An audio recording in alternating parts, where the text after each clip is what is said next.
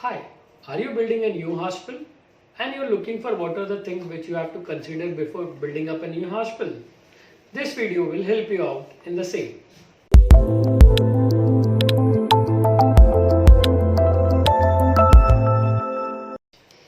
Hi, I'm Tarun Katiyar. Today we'll be discussing on what are the things which we should consider before planning and designing of a new hospital.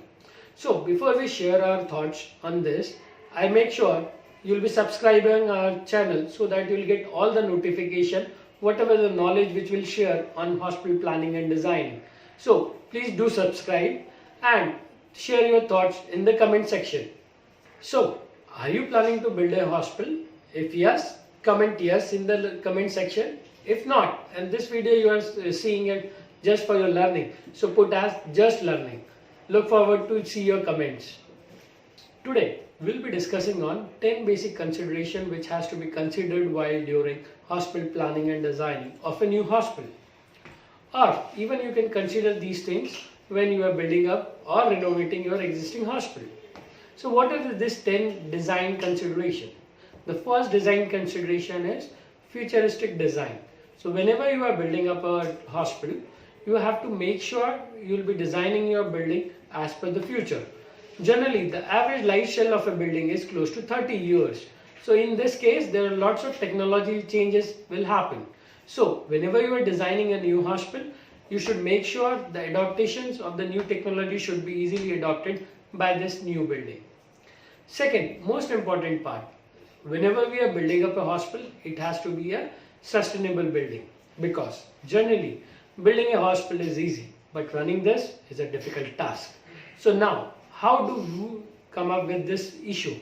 Smart hospital. Smart hospital, I mean to say a hospital which breathes itself, generate or conserve electricity, water, and so on and so forth.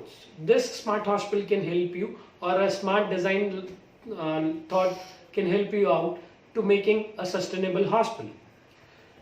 Third, most important part, whenever you are designing a hospital, you have to design as per a patient-centric design, because everything evolves around the patient. So it's at the end of the day, it's a patient who is entering into the hospital, and he'll be looking forward for various services inside the hospital. And if you had neglected a patient design or patient-centric design, automatically your design doesn't work. Next, most important part, and the crying baby of the hospital. I mean to say, majority of the time it's not the patient who complains, it's the patient relative who complains. So whenever you are designing a hospital, it has to be a patient relative centric design.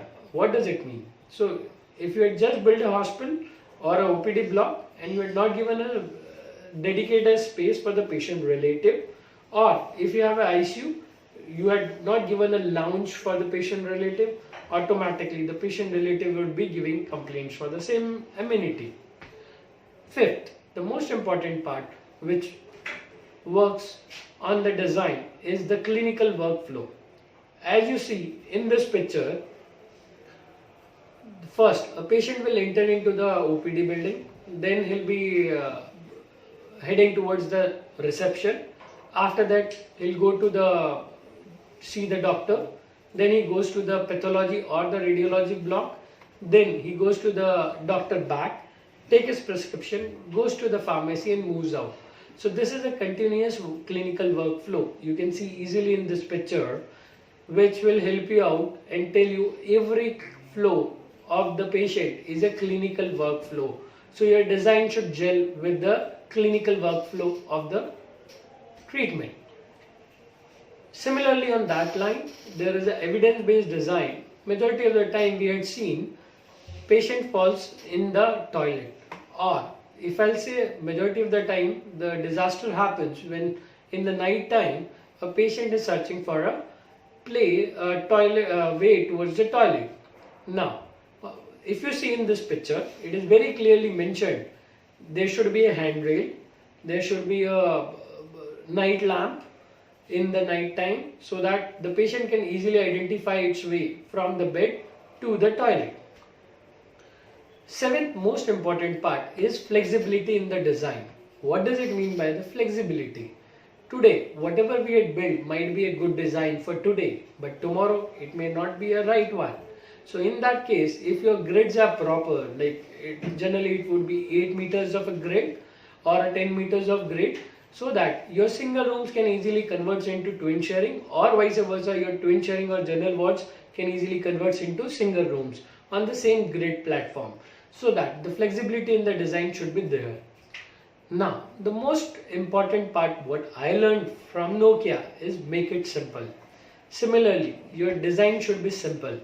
Simple design is something which is a very transparent and easy to identify.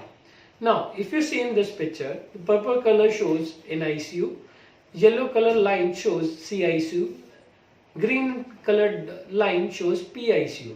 If an unliterate patient comes to your hospital and say, fine, I want to go to PICU, what would be the thought? So you can tell him, if you follow the green line, you will reach the PICU. Now, the most important is 7th point. Good design is always a best design. So there's a reason we always say it has to be a patient delight. For that patient delight, it has to be a healing design. Now, the healing design, what does it mean by that? So, if you have a beautiful sit-outs inside the hospital, if you have good atrium which are backed by various floras, natural flowers, and beautiful lobbies in between, that will help or give a hospitality concept or a feeling of hospital inside the hospital. That gives a patient a faster healing. So, last but not the least, barrier-free design. When a patient enters, an unfit patient on wheelchair enters to the reception, he cannot accept the reception. So, it means he has a hurdle to access the staff. So, whenever you are designing a hospital, it has to be a barrier-free. So that on the wheelchair, he can easily access reception, he can go inside the OPD, move around, comes out, he should have a handicapped toilet. Even your parking should be planned as per handicapped, so that a handicapped can easily shift from the car seat to the wheelchair and then moves forward towards the hospital premises. So I think this 10 design consideration has helped you out in designing and planning of your new hospital. Still, if you have some query, you can ask in the comment section. You can write us on info@hhbc.in, or you can call us on 86551 70700. Hope we had support you in planning and designing of your hospitals. Thank you.